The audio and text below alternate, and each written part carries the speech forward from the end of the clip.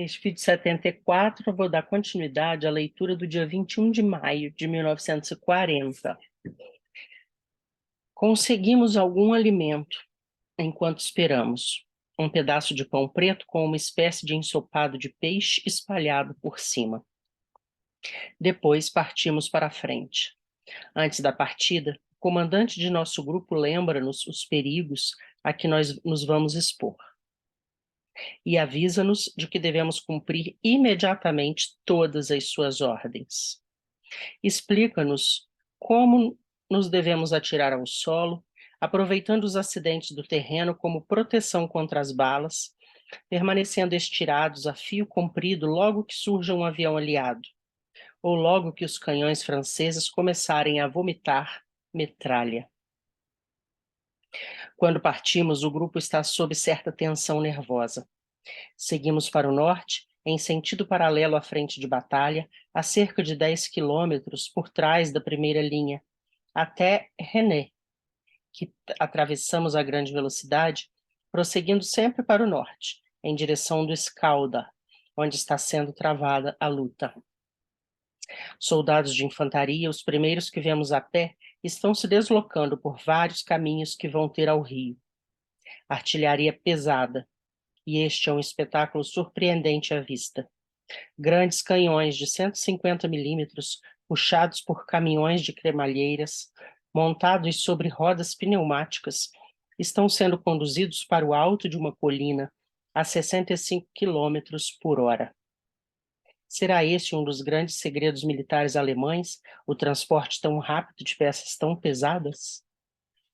Por fim, paramos. Uma bateria de canhões de 150 milímetros, oculta sob as árvores de um pomar, à direita da estrada, está fazendo fogo. Agora podemos ver uma grande parte do Vale do Escalda, bem como os contrafortes que se erguem do outro lado. Os canhões trovejam, e 1 ou 2 segundos após, vê-se a fumaça de suas granadas explodindo do outro lado, sobre as escarpas longínquas. Um oficial explica que a bateria está bombardeando as estradas situadas por detrás das linhas inimigas.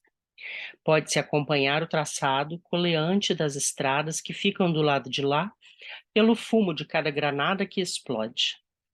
Descemos dos nossos carros, mas quase no mesmo instante, alguém nos ordena que voltemos para eles. Um oficial explica que estamos muito expostos. Os aviões ou a artilharia inimiga podem enxergar-nos. Assim voltamos e damos uma volta para o oeste, subindo depois uma colina situada por cima das posições da artilharia, que assim está atirando por sobre as nossas cabeças.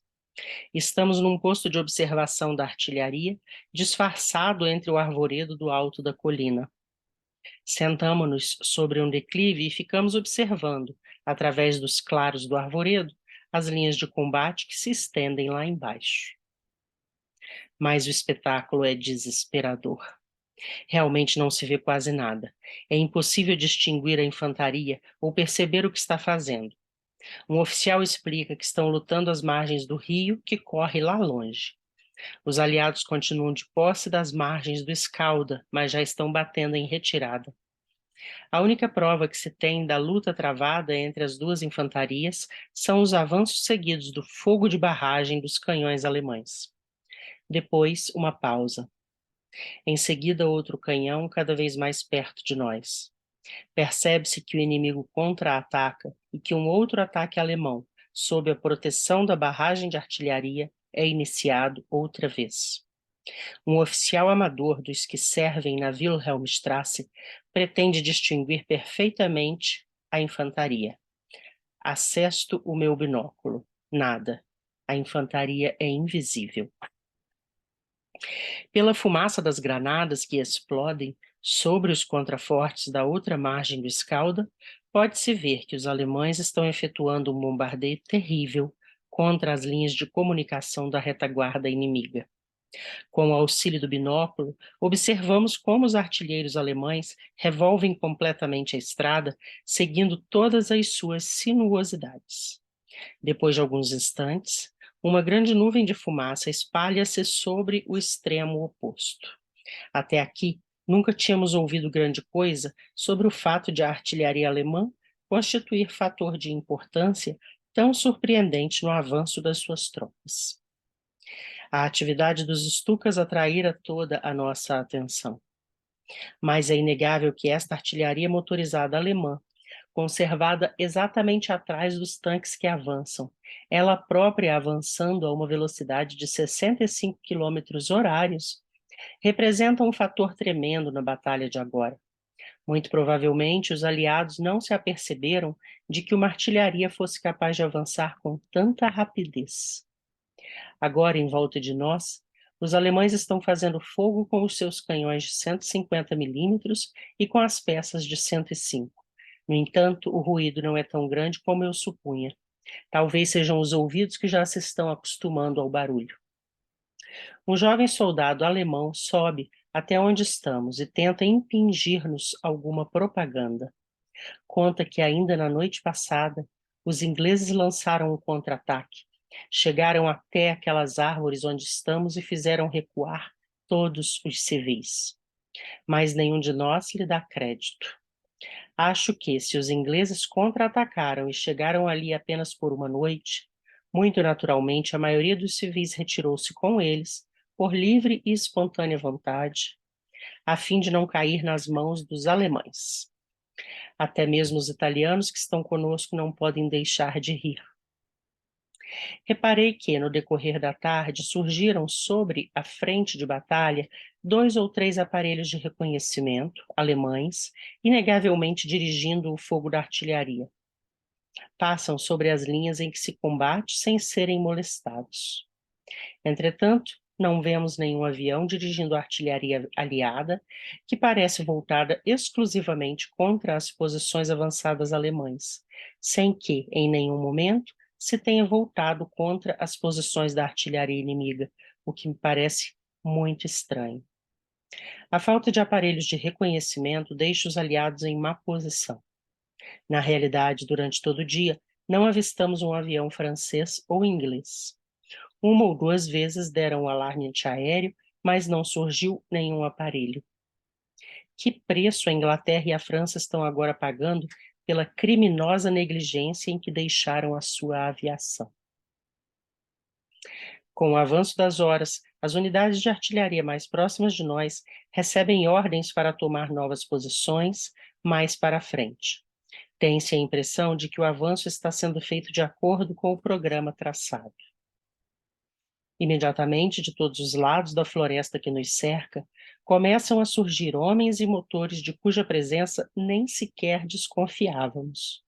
Os homens atiram fora as folhagens que traziam sobre si e que os ocultavam tão bem e começam a avançar. Lançamos um último golpe de vista sobre o Vale do Escalda e sobre a fumaça que se eleva de cada nova granada que explode do outro lado do rio. Provavelmente, tudo aquilo tem o seu significado para os oficiais alemães que nos acompanham. Cada uma das granadas que assobiam leva o seu destino certo. Cada peça e cada caminhão que corre pela estrada abaixo dirige-se para um lugar qualquer que já lhe foi marcado. Assim acontece com aqueles milhares e milhares de homens. O grande caos do campo de batalha, para mim, constitui na realidade um flagrante perfeito de uma monstruosa máquina de destruição bem lubrificada, inteiramente em ação. Regressamos a Bruxelas. Esquadrilhas de Stukas passam por nós, provavelmente para executar mais algum trabalho neste fim de tarde. Em Bruxelas, os aviões alemães de caça e bombardeio fazem uma exibição sobre a cidade. É uma exibição da teoria alemã de como impressionar a população. Somente conseguimos chegar a Arnhem por volta de meia-noite. Em Maastricht, os alemães estão à espera da visita dos bombardeiros ingleses. A 400 metros da ponte, reparada pelos pontoneiros nazistas, uma sentinela fez-nos parar. É preciso apagar as luzes. Começamos a correr apenas iluminados pelo luar sobre a estrada. Hoje é quase lua cheia. E sobre a ponte a visão é magnífica. 400 metros após a ponte, outro soldado manda-nos parar e avisa que já podemos acender novamente os faróis. Eficiência. A maioria dos que fazem parte do nosso grupo, que pela segunda vez fizeram compras em Bruxelas, mostram-se receosos de que os alemães, que ainda mantêm um posto alfandegário na velha fronteira teuto-holandesa, queiram apoderar-se dos seus haveres. Mas tal não acontece. Como é demasiado tarde para uma irradiação, redijo uma crônica para ser telefonada a Berlim, de onde será enviada a Nova York pelo cabo, para ser lida pela nossa estação central. Mal me sentara para escrever quando os ingleses surgem sobre Aachen. Deixo o quarto no penúltimo andar do edifício, pois mudei-me da água furtada, e vou escrever o meu artigo no salão de jantar do pavimento térreo. Os canhões antiaéreos de todos os calibres troam com seus disparos. De vez em quando sente-se o choque de uma bomba ao tocar a terra, ouvindo-se imediatamente depois o fragor da explosão. O hotelzinho em que nos achamos está situado a apenas 100 metros da estação ferroviária, que, inegavelmente, constitui o principal objetivo dos ingleses. Ouve-se perfeitamente o roncar surdo dos motores dos grandes bombardeios, entremeado aqui e ali pelo zunido agudo dos caças noturnos alemães. A ligação telefônica que pedi para Berlim é feita a 1h20 da madrugada. Mas, diante do ruído dos canhões e das bombas, quase não consigo fazer-me entender do outro lado da linha. Enquanto redigia minha crônica, vou anotando o desenvolvimento do ataque aéreo. 0h20. Troam os canhões antiaéreos. 0h40. As sirenes dão o alarme. 0h45. As grandes peças antiaéreas mais próximas entram inesperadamente em ação. 0h50. Os caças noturnos alemães disparam os seus canhões. 1h. As peças antiaéreas ligeiras montadas em torno da estação começam a fazer fogo. 1h15. Continua o ataque. Esse raid estendeu-se por 4 horas, prolongando-se até as 4 da madrugada. Mas depois de meu telefonema a Berlim, senti sono, fui para a cama e adormeci profundamente. Ficamos por aqui. Próxima leitura será do dia 24 de maio, já em Berlim, onde o Schiller mora e para onde retornou. Até o próximo vídeo.